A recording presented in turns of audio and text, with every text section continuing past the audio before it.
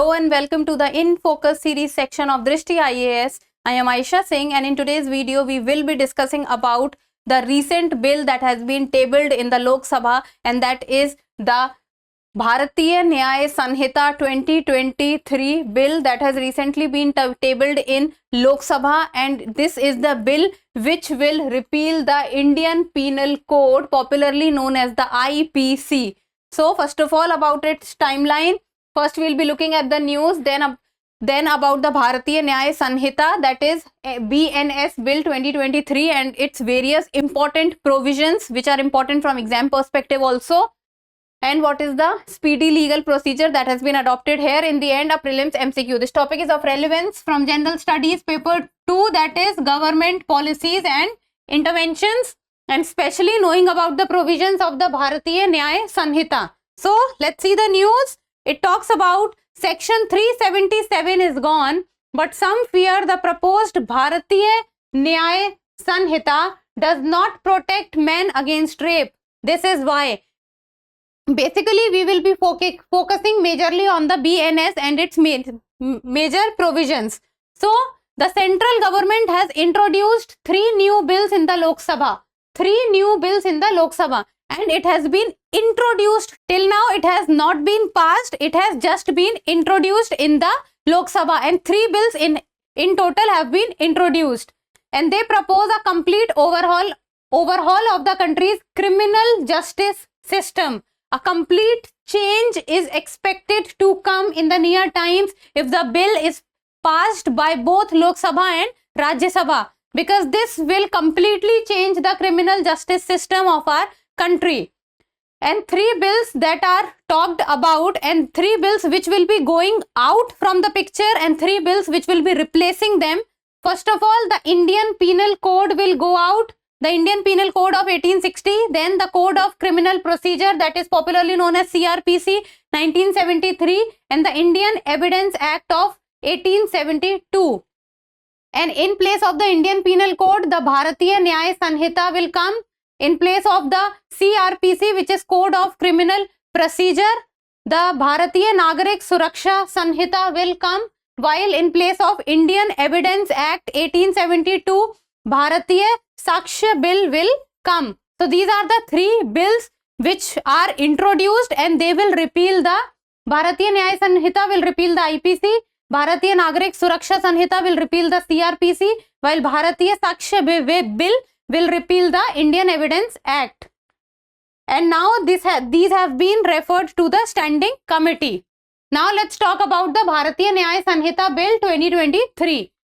So IPC was drafted by the First Law Commission, and the First Law Commission was chaired by T.B. Macaulay in the year 1834, and it came by the Charter Act of 1833. So the First Law Commission came into existence through the Charter Act of 1833, and most importantly, you need to know that who chaired it. So it was chaired by Macaulay, and the year was 1834.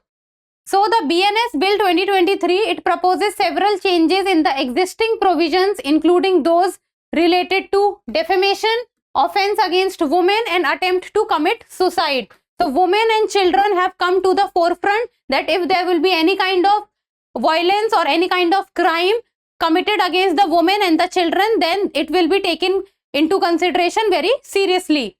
Then the BNS bill, which will replace the Indian Penal Code, will have 356 sections instead of the earlier 511 sections.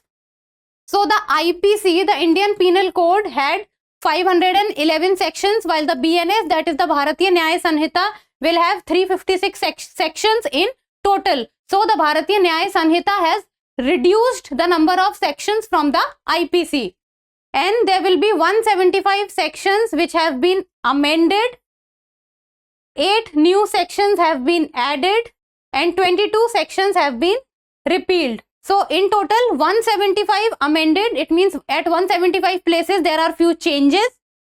8 completely new sections have been introduced, while 22 have been repealed. It means 22 now does not come from IPC. It has completely been removed. Now, first of all, let's talk about the provisions, and we will be talking about few of the most important provisions. So, first and foremost is the sedition. So, the term sedition has been removed. Now, there will not be a term called sedition. It has been repealed. Under the IPC, section 124A deals with offense of sedition. So, under the IPC, the word sedition, under IPC sedition was there, and under IPC sedition was punishable offense, because it prescribes sentence of life imprisonment, or the imprisonment may extend to 3 years. So, in total, the imprisonment under the IPC, with regard to the sedition, it talks about imprisonment for 3 years. And what is sedition? So, sedition means when someone says anything or writes anything or excites someone else also to say things against the state which may cause violence among the people or which may disturb the public order. So, that is sedition. So, sedition under IPC was punishable offense for imprisonment up to 3 years. But now in the Bharatiya Nyaya Sanhita Bill, provision 150 under the chapter pertaining to offences against the state talks about acts endangering sovereignty, unity and integrity of India. So, the term sedition has been removed, and instead of the word sedition, what will come is offences against the state. This is the term which will be included. Offences against the state, and this word will talk about endangering sovereignty, unity and integrity of India. So, any act will be considered an offense if it endanger the sovereignty, unity and integrity of India. If there is any act which will be considered an offense which is going against what we will say is will disturb the public order, or in total will disturb the unity of the nation. So, instead of sedition, offences against the state term will be used, and sedition will not be there. Sedition is not there in the Bharatiya Nyaya Sanhita Bill. Then let's talk about terrorism. So, for the first time, the word terrorism has been defined under the Bharatiya Nyaya Sanhita Bill, which was not there under the IPC. So, it has been included. A new term has been included with regard to terrorism. In the IPC, the word terrorism was not there, and the word was not even described. But under BNS, that is the Bharatiya Nyaya Sanhita Bill 2023, the term terrorism has been included for the very first time, and it has even defined the term terrorist. So, a terrorist has been defined as one who commits any act in India or a foreign country with the intention to threaten the unity, integrity and security of India, to intimidate the general public or a segment thereof, or to disturb public order. So, this will be the definition of a terrorist under the BNS bill, that a terrorist will be a person who commits any, focus on the word any act in India or a foreign country. So, it does not specifically talk about India or a foreign country. It mentions both India and the foreign country, to threaten the unity, integrity, security, and it can also disturb the public order. So, these things should not happen. And this was about terrorism, which has recently been included in the BNS bill. Then the offense of defamation has also been talked about. Then the offense of defamation carries a simple imprisonment of up to 2 years, or with fine, or with both, or with community service.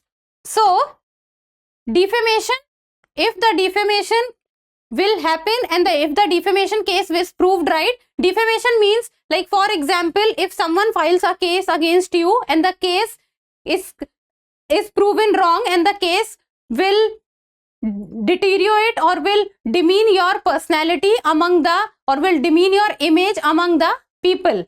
So, that is, the person can file the defamation case against someone who is trying to do it, who is trying to demean the person's image or personality, and the case is wrong also. and if the defamation is proved right, then the imprisonment of up to 2 years, not 2 years, up to 2 years. Then mob lynching. Now what is mob lynching? Mob means not one, not two, more than 2 to 3 people. It means mob means many people coming together, or a group of people coming together and they commit a crime.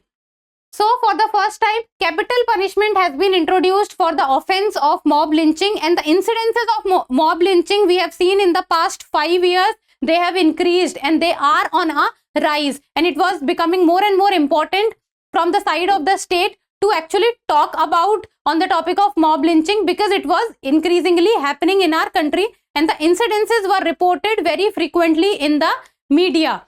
So for the very first time, the capital punishment has been introduced for mob lynching, apart from the offense being made punishable with 7 years of imprisonment or life imprisonment. Now there is capital punishment. So if someone is proven guilty, then capital punishment would be there. And if we talk about imprisonment, then the imprisonment is for 7 years.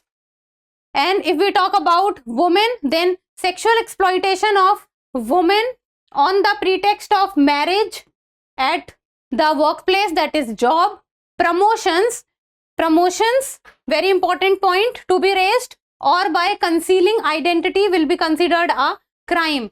So sexual exploitation of women, special mention has been given to women in this bill. Sexual exploitation of women at the pretext of marriage, job or promotions, it will be considered a crime. Then the new bill does not include any punishment for unnatural sexual offenses against men. Does not. Then the new bill, it does not talk about for any punishment against unnatural sexual offenses against men. Unnatural sexual offenses can be termed as the same sex things, or the or you can say the concept of a human and a animal together. Then these kind of unnatural offenses, the punishment is not there with regard to the unnatural sexual offenses against men. Specifically the word men. It does not include women. It includes only men. Unnatural sexual offense against men. Then this is in line with the Supreme Court's unanimous reading down of section 377 of the IPC. Section 377 of the IPC talks about decriminalization of the homosexuality. That is, Supreme Court said that homosexuality is decriminalized. It is not a crime. As far as it criminalized same-sex relations between consenting adults in Navtej Singh Johar versus Union of India. So section 377 has been struck down, and the unnatural sexual offense against men, the BNS bill does not include any punishment. And when we talk about the provisions legalizing marital rape has however been retained. And when we talk about marital rape, so there is an exception in marital rape which talks about that if the couple is married, if the married couple is there and the men and the female had a sexual intercourse and the female is above 18 years of age, then that will not be considered a marital rape. So exception 2 of section 63, it talks about sexual intercourse or sexual acts by a man with his own wife. The wife not being under 18 years of age is not rape. 18 years of age is not rape. If the female or the wife is above 18 years of age, then it will not be considered a rape. If she is below 18 years of age, then it will be considered a rape. And earlier this age limit was not 18 years. Earlier this age limit was 15 years. Then the community service is a new non-custodial punishment that will be available for petty offences in India for the very first time. That is community service. That is a service which is given for a community, that is not 1 or 2 people, for a lot of people or community. It is a non-custodial punishment. Like for example, you can say a procession is taken out or vandalism has been done. So for this. Then bribing voters during elections is a punishable offense with imprisonment up to 1 year. Up to 1 year, it can be for 3 months, 6 months, 9 months or 12 months. Bribing voters during elections, which we hear a lot that these things does happen. Then new bills prioritizes laws that protect women and children. So the safety of women and children, the crimes against women and children has been given a priority. It punishes murderers and deter those who would harm the state. So the murderers will also be punished under the BNS bill. Now speedy legal procedure, what has been said about the legal procedures? So a charge sheet will have to be filed within 90 days and the court can give permission for another 90 days. So 90 days charge sheet has to be filed and the court can give extension of another 90 days. Then the probe will have to be completed in 180 days and sent for trial. So 180 days time period will be given before trial. After trial, judgment will have to be given in 30 days. So while the trial has been done, then after the trial, 30 days time period would be given. This was about the BNS bill, or should I say the important provisions of the BNS bill 2023. In the end of prelims MCQ, and you people need to tell me the answer in the comment section. And this says, consider the following statements regarding the first law commission. First, it was formed as a result of the Charter Act 1833. Second, it was formed under the chairmanship of T.B. Macaulay. Third, first commission's recommendations resulted in the codification of the Indian Penal Code and the Criminal Procedure Code. And you have to talk about how many of the statements given are correct. Only one, only two, all three, or none. We have covered all three statements in the video. You should be able to answer this one. So try to give me the answer. And that's all for today. Thank you so much for watching. Till we meet next time. Keep reading and keep writing.